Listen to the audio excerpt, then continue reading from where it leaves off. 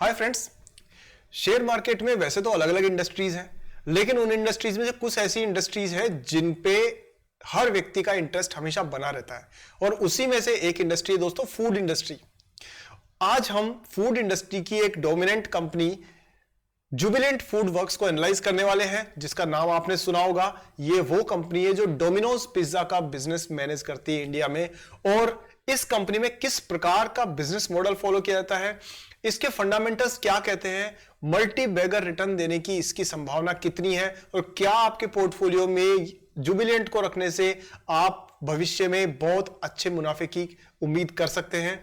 ये सारे सवालों के जवाब दोस्तों आज आपको इस वीडियो में मिलने वाला है। बहुत इंपॉर्टेंट वीडियो है और बहुत ही इंफॉर्मेटिव होने वाला है और मजा भी आने वाला है, इसलिए वीडियो को पूरा देखिए। अधूरा देखेंगे तो कोई फायदा नहीं है, इसलिए पूरा देखिए या मत देखिए, दो में से एक ही बात करिए। सो पूरा देखते हैं, और सीरियस इन्वेस्टर हैं तो पूरा समझ करके देखिएगा। आगे बढ़ते हैं दोस्तों और देखते हैं कि इसमें किस प्रकार का बिजनेस आपको देखने को मिल सकता है। और शुरू करने से पहले वीडियो को अभी से लाइक कर दीजिए और चैनल को सब्सक्राइब करके बेल आइकन को ऑन कर दीजिए, क्योंकि ऐसे रिसर्च वाले वीडियोस इस चैनल पर आपको हमेशा मिलते रहते हैं। चलिए दोस्तों शुरू करते हैं सागरनोमिक्स।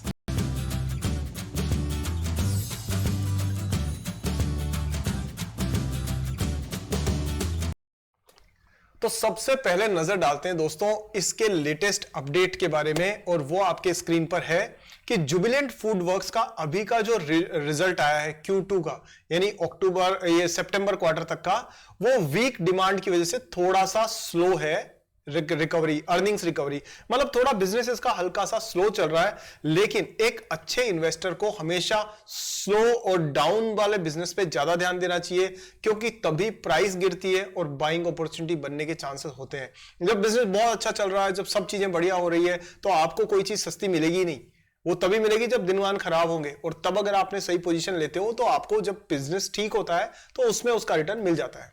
खैर हम लोग देखते हैं इसके फंडामेंटल्स पे। और हाँ, ये एक एजुकेशनल वीडियो है, इसमें कोई बाइंग और सेलिंग की रिकमेंडेशन नहीं है। आप सिर्फ शेयर मार्केट की चीजों की बारीकियों को सीखें और फिर अपने हिसाब से जजमेंट लें, यही इस चीज का, इस वीडियो का उद्देश्य है। चलिए शुरू करते हैं और देखते हैं फंडामेंटल्स क्या कहते हैं इस कंपनी के बारे में। सबसे पहले हम लोग देखते हैं इसके फंडामेंटल्स पे नजर डालें, लेकिन हाँ ये देखिए, ये है दोस्तों इसके फंडामेंटल्स कि ये डोमिनोज पिज्जा एंड डंकिंस डोनट्स, इनका जो बहुत बड़ा फूड मार्केट में सेगमेंट है, उसको ये केटर करती है जुबिलेंट फूड वर्क्स। देखिए ये बात पक्की है कि जो बड़ी बड़ी मल्टीनेशनल कंपनीज है ना, वो सारे ऑपरेशंस इंडिया में मैनेज नहीं कर सकती। उनके लिए पूरी टीम, पूरी कंप्लीट उसका सेटअप चाहिए, तो वो क्या करती है, यहां की कंपनीज को आउटसोर्स कर देती है। जैसे आपने देखा वरुण बेवरेजेस लिमिटेड, आपको पता है ना, अच्छी खासी कंपनी है, बहुत प्रोफेशनली मैनेज्ड है। क्या करती है ये कंपनी दोस्तों, पेप्सी को जो है उसका पूरा इंडिया का बिजनेस और आसपास के क्षेत्र का बिजनेस अकेली ये कंपनी मैनेज करती है। तो जब आप पेप्सी खरीद के पीते हैं तो वो पेप्सी की बोतल पेप्सी बना करके नहीं भेज रही है आपको, वरुण बेवरेजेस लिमिटेड की फैक्ट्री में तैयार हो रही है। जैसे जयपुर में एक फैक्ट्री है, इनकी बोटलिंग प्लांट है, और भी कई जगह पे है। रवि जयपुरिया जी और जयपुरिया ग्रुप जो है वो सारा इसको मैनेज करता है, जिनकी एक स्कूल है दिल्ली पब्लिक स्कूल भी, वो भी जयपुर में स्थित है। और इसके अलावा ये कंपनी पेप्सिको की सारी बोटलिंग और डिस्ट्रीब्यूशन का काम कंप्लीट करती है, वरुण बेवरेजेस लिमिटेड। इसी प्रकार से जुबिलेंट फूड वर्क्स जो है वो डोमिनोज पिज्जा और डंकिंस डोनट्स का पूरा बिजनेस संभालती है हमारे देश में। अब चलिए इस पे बात करते हैं हम लोग और देखते हैं कि ये बिजनेस किस प्रकार से ग्रो कर रहा है। तो यहां सबसे पहले देखने वाली बात यह है कि इसका एक्सक्लूसिव राइट है, डोमिनोज का जो ब्रांड है वो जुबिलेंट के अलावा कोई भी यूज नहीं कर सकता, सिर्फ इसी को मिली हुई है श्रीलंका, इंडिया, बांग्लादेश और नेपाल में डोमिनो पिज्जा खिलाने की, बनाने की जिम्मेदारी। आगे देखें तो इसके पास में पॉपाइज या डंकिंस जो है उसका भी बिजनेस है, और साथ में होंग्स किचन करके जो चाइनीज कुजीन है उसको भी यही हैंडल करते हैं, और साथ में कुछ चीजें और भी छोटे मोटे बिजनेसेस हैं उनको भी ये मैनेज करते हैं। अगर आप ध्यान दें तो डोमिनोज पिज्जा ना दो तरीके से काम करता है। ये बिजनेस मॉडल किस तरह से चलता है, ये दोस्तों दो सेगमेंट में बिजनेस चलता है। पहला डाइन इन, यानी कि जो डोमिनोज के स्टोर्स हैं उसमें आप जाकर के पिज्जा खाते हैं और अपनी फैमिली और फ्रेंड्स के साथ में एंजॉय करते हैं, that is point business model number 1। दूसरा है होम डिलीवरी। जिसमें कि आप घर बैठे पिज्जा को मंगाते हैं। तो ये दोनों सेगमेंट बिल्कुल अलग अलग है और डोमिनोज का जुबिलियंट जो फूड बिजनेस मैनेज कर रही है, इसमें दोनों की योगदान है। आगे देखते हैं कि किस प्रकार से ये आगे फेयर करती है। यहां देखिए दोस्तों, 72% बिजनेस जो आ रहा है वो आ रहा है सिर्फ और सिर्फ पिज्जा खिलाने से, और बाकी चीजों से छोटा मोटा आ रहा है। ब्रांडिंग में आप देखें कि ये काफी ऐड वगैरह करते हैं टीवी पर, न्यूज़पेपर में, रोड पे आपने इनके ऐड खूब देखे होंगे।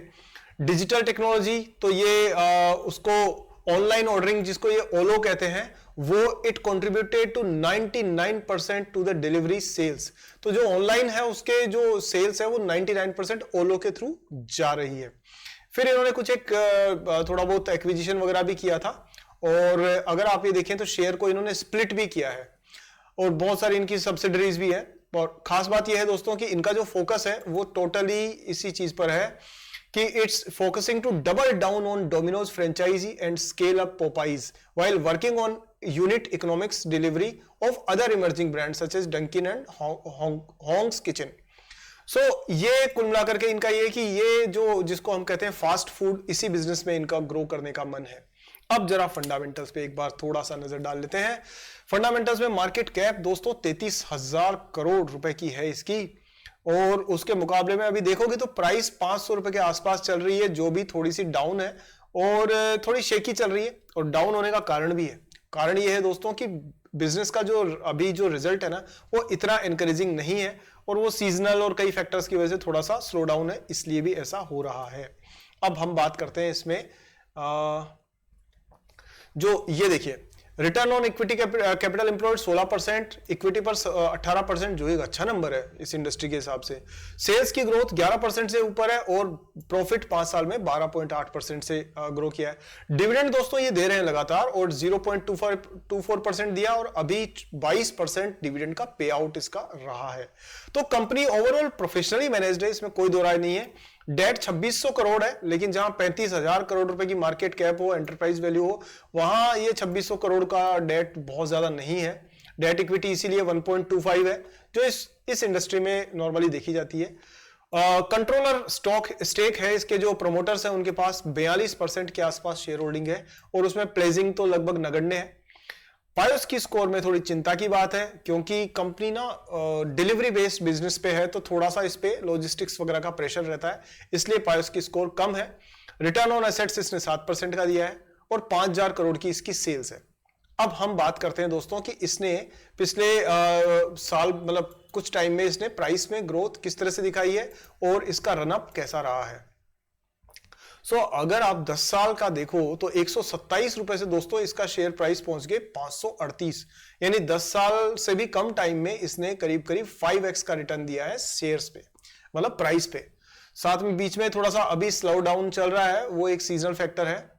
आगे बात करते हैं हम इसकी, तो इसके कंपटीशन में आप देखो तो देवियानी इंटरनेशनल है, सफायर फूड्स है, रेस्टोरेंट ब्रांड्स है, लेकिन कोई भी इसके आसपास टिकता नहीं है। 33,000 करोड़ की मार्केट कैप लेके यही टॉप पर है। तो जो कंपनी टॉप पर होती है उसके पास एक अच्छी बार्गेनिंग पावर होती है। अब आगे हम बात करें, कॉम्पिटिटिव एडवांटेज भी इस कंपनी के पास है। रिजल्ट्स में देखें दोस्तों तो रिजल्ट्स को हम लोग थोड़ा डिस्कस करेंगे इनके प्रेजेंटेशन में, लेकिन एक बार डिविडेंड हिस्ट्री और बाकी चीजों पे नजर डाल लेते हैं। तो ये देखिए कंपनी कंटिन्यूसली सेल्स इसकी 1,000 से 5,000 करोड़ हो गई। ये देखिए 1,019 करोड़ की सेल थी, अब ये 5,000 करोड़ से ऊपर हो चुकी है। अगर आप प्रॉफिट की बात करेंगे तो प्रॉफिट 103 करोड़ से 235 करोड़, यानी दोस्तों प्रॉफिट में उतनी ग्रोथ नहीं है जितनी की सेल्स में ग्रोथ है। और इसकी वजह हो सकती है कि अब देखो यहां ना आपको थोड़ा सा कुछ चीजों को समझना होगा। भाई मैं आपसे पूछता हूं कि इसकी प्रॉफिट की ग्रोथ क्यों नहीं हुई जी, क्या कारण हो सकते हैं। आपको मैंने बताया कि बिजनेस ना 2 सेगमेंट में है, एक तो स्टोर में बैठ करके जो पिज्जा खाते हैं, दूसरा होम डिलीवरी वाले। तो सेल्स तो बढ़ रही है लेकिन प्रॉफिट क्यों नहीं बढ़ रहा।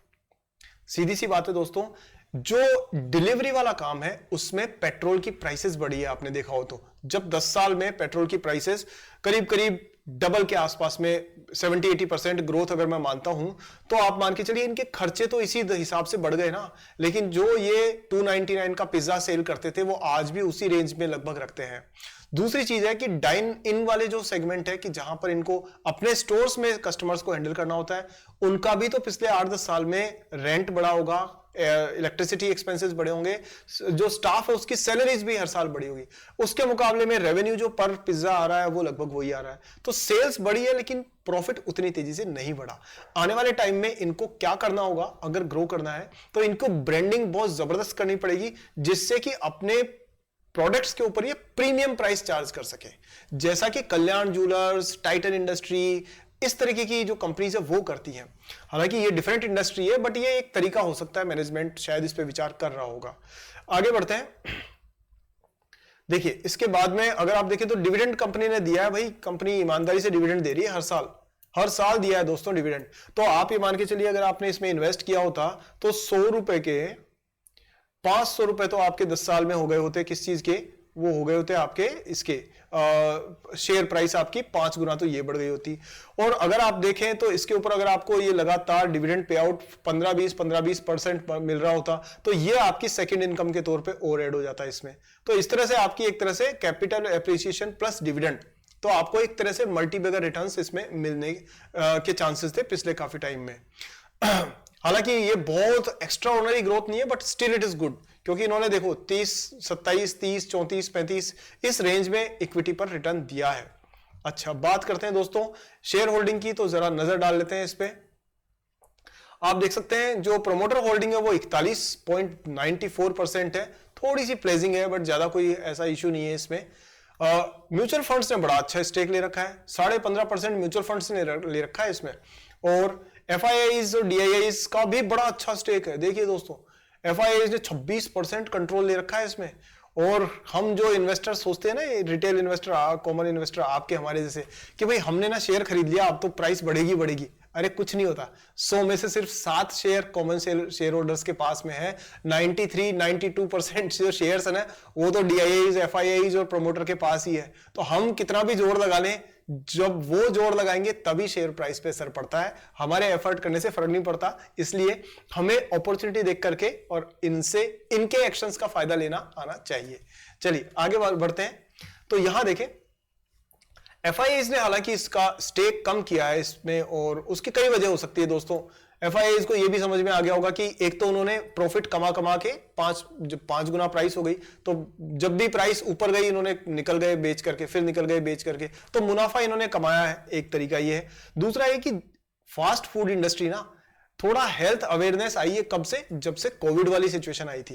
तो कोविड वाली सिचुएशन के बाद में ना लोगों ने जंक फूड या फास्ट फूड की जगह पे हेल्दी फूड खाना शुरू किया है। तो इसकी वजह से फॉरेनर्स को कहीं ना कहीं ये अंदाजा लगा है कि ये इंडस्ट्री या तो अपग्रेड कर ले अपने आप को हेल्दी फूड में, या फिर इसकी डिमांड आने वाले टाइम में कम होने के चांसेस है। और ये सच्चाई भी है। अब आप जैसे देखोगे, जैसे पेप्सिको को ले लो या आप और कंपनीज को ले लो, तो उन्होंने ना अपने बिजनेस मॉडल में चेंज किया है।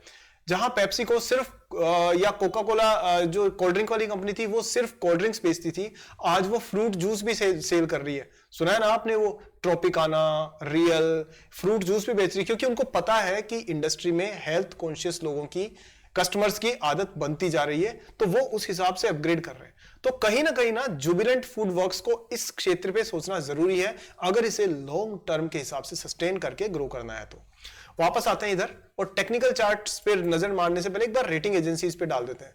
सो दोस्तों रेटिंग एजेंसी साफ तौर पे इसको A1+ दे रहे हैं। तो वो कह रहे हैं कि भाई क्रिसिल ने कहा है कि ये टोटल ही क्लीन बिजनेस है, क्योंकि इनके पास डेट इंस्ट्रूमेंट ले दे करके कुछ है ही नहीं।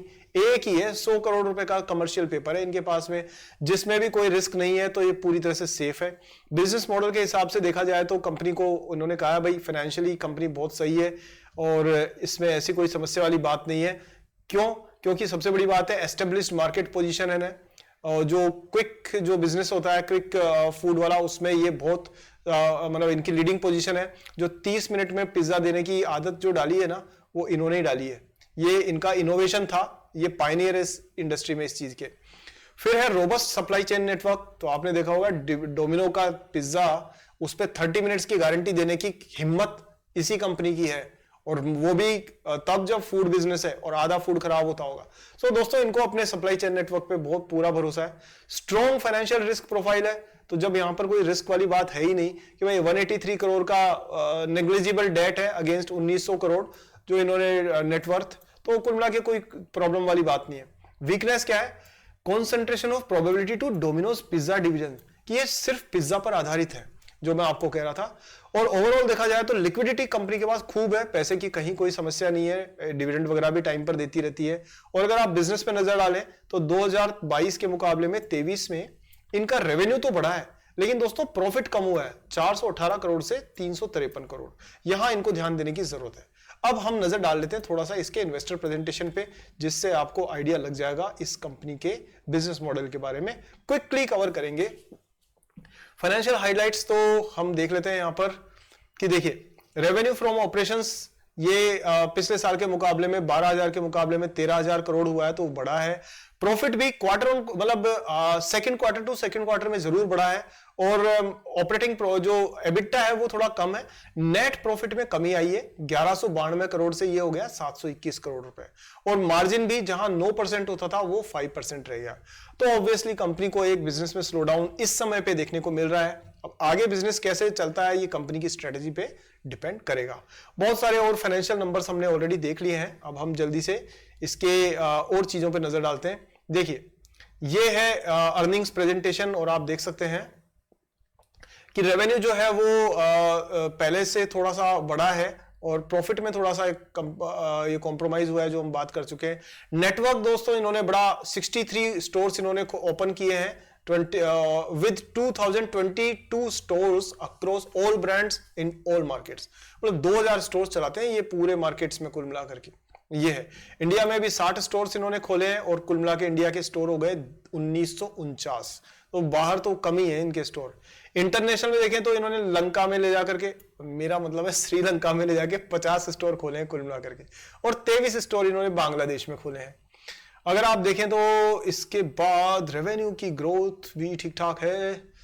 बाकी नंबर्स तो हमने उसमें देख ही लिए हैं। अगर आप कहोगे तो अलग से एक डिटेल वीडियो और बना देंगे, बट ये इंपॉर्टेंट है आपके लिए देखना कि देखिए ये जो कह रहा था ना मैं कि 2 प्रकार का डिलीवरी मिक्स है। तो पहला है डिलीवरी और दूसरा है डाइन इन। ये 2 तरीके का प्रोडक्ट मिक्स है इनका। तो डिलीवरी में देखिए कि रेवेन्यू 7.9% से बढ़ा है, जबकि डाइन इन में लोअर हुआ है 3.9% से। अब इसका मतलब क्या हुआ? इसका मतलब ये हुआ कि जब से जोमैटो जो भी है वो, स्विगी, ब्लिंकिट और ये सारे जो अलग अलग एप्स हैं उनके थ्रू जब फूड डिलीवरी होने लगी है, तो उसमें उसी ट्रेंड पे चलते हुए डोमिनोज जो है उसका भी पिज्जा होम डिलीवर ज्यादा हो रहा है, और स्टोर में जाके लोग खाने वाले कम हो गए हैं। ये चीज आपको ट्रेंड के तौर पे देखनी होती है इसमें। वो आपको यहां नजर भी आ रहा है साफ तौर पे। अब ये इनके स्टोर्स है जिनको आप देख सकते हो, आपको आसपास में बहुत सारे दिख जाएंगे डोमिनोज के। ये डोमिनोज का ब्यूटीफुल लोगो है, इनके ब्यूटीफुल स्टोर्स है। और आप देखिए दुनिया के मतलब इंडिया के हर कोने में आपको स्टोर्स दिख जाएंगे। अच्छे खासे कैंपेन्स चलाते हैं ये, और ये इनके एड्स वगैरह है जो आप देख सकते हैं। Gross margin, EBITDA margin, PAT margin ये हम पहले डिस्कस कर चुके हैं। और दोस्तों ऐप इन्होंने लॉन्च किया है और उसके बेसिस पर ये आगे बढ़ रहे हैं। और यहां ये देखिए कि इनका स्टोर काउंट कंटिन्यूसली बढ़ा है 2023 से। अभी ना यहाँ एक चीज थोड़ा सा ना आपको देखनी चाहिए। मैं छोटी छोटी चीजें इसलिए बताता हूँ क्योंकि आप ब्यूटीफुल चीजों को पकड़े। यहाँ ना कारस्तानी क्या करी है बताता हूँ। कारस्तानी क्या करी है कि इस प्रेजेंटेशन में इन्होंने क्या बताया, स्टोर काउंट बढ़ते हुए, सही है, पर इन्होंने ये क्यों नहीं बताया कि प्रॉफिट आफ्टर टैक्स बढ़ते हुए, ताकि जो चीज कम हो रही है ना उस पर इन्वेस्टर्स की नजर नहीं पड़े। भाई स्टोर काउंट तो बढ़ेगा ही ना, कल 100 खोले थे आज 50 और खोले तो इस साल 150 हो गए, फिर अगले 50 खोलोगे तो 200 हो गए, तो ये ग्राफ तो ऊपर बढ़ता हुआ आमतौर पे दिखेगा ही ना। लेकिन हाँ, जब तक कि बंद नहीं हो स्टोर, तो आमतौर पे फूड बिजनेस में बंद होने के चांस कम होते हैं। लेकिन ये इसमें इसी ग्राफ की जगह पर ये कह सकते थे कि भाई साहब हम आपको प्रॉफिट आफ्टर टैक्स का बता रहे हैं, लेकिन ये छुपा गए इस चीज को। तो ये जो चीजें है ना, जब आप कोई भी प्रेजेंटेशन को देखो तो इन चीजों को भी ध्यान में रखा करो। दोस्तों ये सारे इनके स्टोर्स वगैरह है, ये इनके एड्स हैं, ये इनकी बाकी सारी चीजें हैं। आप आराम से फुर्सत में देख लीजिएगा सबको। इस वीडियो को दोस्तों इससे लंबा नहीं कर सकते। उम्मीद करता हूं कि आपको ओवरऑल एनालिसिस समझ में आया होगा और आप ये समझ गए होंगे कि जुबिलिएंट फूड वर्क्स में किस प्रकार का बिजनेस मॉडल फॉलो होता है, फंडामेंटली टेक्निकली ये कहां स्टैंड करती है। हालांकि टेक्निकल एनालिसिस हम लोग एक बार नजर इस पे डाल लेते हैं, थोड़ा सा अभी हुआ नहीं, लेकिन उससे पहले आपको एक छोटी सी चीज और दिखा देता हूं। हाँ दोस्तों, टेक्निकल चार्ट ही हम लोग खोलते हैं, एक सेकेंड रुकिएगा। तो दोस्तों ये है टेक्निकल चार्ट आपके स्क्रीन पर जुबिलेंट फूड वर्क्स का, और साफ तौर पे आप देख सकते हो कि कंपनी लगातार लोअर लोज बनाते हुए, लेकिन यहां आकर के ये वापस से एक अप ट्रेंड दिखाना इसने शुरू किया है। यानी बुरे दिन जो थे ना वो इस जगह पे आके खत्म हो गए हैं लगभग, और उसके बाद में कंपनी ने कहा भाई ठीक है, इन्वेस्टर्स ने भी सोचा कि भाई बहुत गिरा दिया हमने इसको, अभी क्या इसकी जान ही लेंगे क्या, इसलिए अब वापस से लोगों ने कहा कि अब इतना सस्ता हो गया है कि अब तो खरीदना बनता है, और इसलिए वापस से बाइंग शुरू हुई। और दोस्तों एक चीज पे मैं बड़ा आपका ध्यान दिलाना चाहूंगा, अब ये कितनी सच होगी कितनी नहीं होगी ये तो मैं नहीं कह सकता, लेकिन यहां आप देख रहे हो कि मूविंग एवरेजेस क्रॉस कर रहे हैं, इमीडिएटली अभी किया है, मतलब ज्यादा टाइम हुआ नहीं है। ये देखिए, सो मूविंग एवरेजेस क्रॉस कर रहे हैं और इसके बाद ये प्राइस के पास ही क्रॉस कर रहे हैं। इससे चांसेस ये हैं कि ये अप ट्रेंड आपको आने वाले दिनों में इसमें देखने के चांसेस मिल सकते हैं, क्योंकि ये एक इंडिकेशन होता है कि लॉन्ग टर्म और मिड टर्म जो शॉर्ट टर्म जो ट्रेडर्स हैं वो इसको लेके बुलिश हैं। सो उस केस में दोस्तों एक छोटा या बड़ा आपको रनअप थोड़ा इसमें देखने को मिल सकता है, ऐसे चांसेस हैं। अब और जो इंडिकेटर्स है वो थोड़ा सा साइडवेज और न्यूट्रल दिखा रहे हैं, तो उसमें थोड़ा सा हल्का सा संभावना कम हो जाती है ऐसी, पर इस पर नजर रखना जरूरी है। और प्राइस की जहां तक बात है दोस्तों, तो अभी आप इसमें कोई गुड न्यूज आने का वेट कर सकते हो, और अगर ये यहां से मूविंग एवरेजेस क्रॉस होने के बाद में ये प्राइस बढ़ती है तो आपको 700 के स्तर आराम से दिखा सकती है। लेकिन अगर ये यहां से वापस से नीचे की तरफ गिरती है तो दोस्तों फिर ये आपको 400 के आसपास भी पकड़ में आ सकता है। अब आप अपने हिसाब से इसमें डिसीजन ले सकते हैं। सो ओवरऑल दोस्तों ये आपके सामने एक एनालिसिस मैंने रखा है डोमिनोज को। कैसा लगा आपको जरूर मुझे बताइए, पॉजिटिव नेगेटिव आपको साफ समझ में आ गए होंगे मैं उम्मीद करता हूं, और इस वीडियो में आपने क्या नया सीखा ये मुझे कमेंट्स में बताइएगा, मुझे बड़ा अच्छा लगेगा। दोस्तों वीडियो को लाइक अभी कर दीजिए, क्योंकि मैंने बहुत मेहनत की है बनाने में, और इसके लिए एक थोड़ा सा आपकी कर्तव्य है कि इसे लाइक करके शेयर सबके साथ कीजिए, और हर वीडियो जब आप देखें तो शेयर बटन पे क्लिक करके सबके पास भेजना है। और तीसरी चीज दोस्तों, डीमैट अकाउंट एक अच्छी कंपनी और अच्छे ट्रेडिंग अकाउंट, डीमैट अकाउंट की बहुत जरूरत होती है अगर आप लॉन्ग टर्म में एक प्रॉफिटेबल इन्वेस्टर बनने के लिए क्लैरिटी ऑफ थॉट्स चाहते हैं। तो ऐसे जो मेरी नजर में जो बेस्ट डीमैट अकाउंट्स हैं उनकी लिस्ट मैंने और उनके लिंक्स मैंने पिन कमेंट में और डिस्क्रिप्शन में दे रखे हैं। आप इनमें से किसी पे भी क्लिक करके, और अगर आप अपना अकाउंट ओपन करते हैं तो आपको कहीं ना कहीं एक प्रोफेशनल सर्विस की मिलने की पूरी आपको संभावना मिलती है। दोस्तों वीडियो इतना ही, अगले वीडियो में जल्दी मिलेंगे। चैनल सब्सक्राइब करके बेल आइकन को ऑन कर दीजिए ताकि नेक्स्ट वीडियो मेरी आपको टाइम पर मिल जाए। अगले वीडियो में जल्दी मिलते हैं। जय हिंद।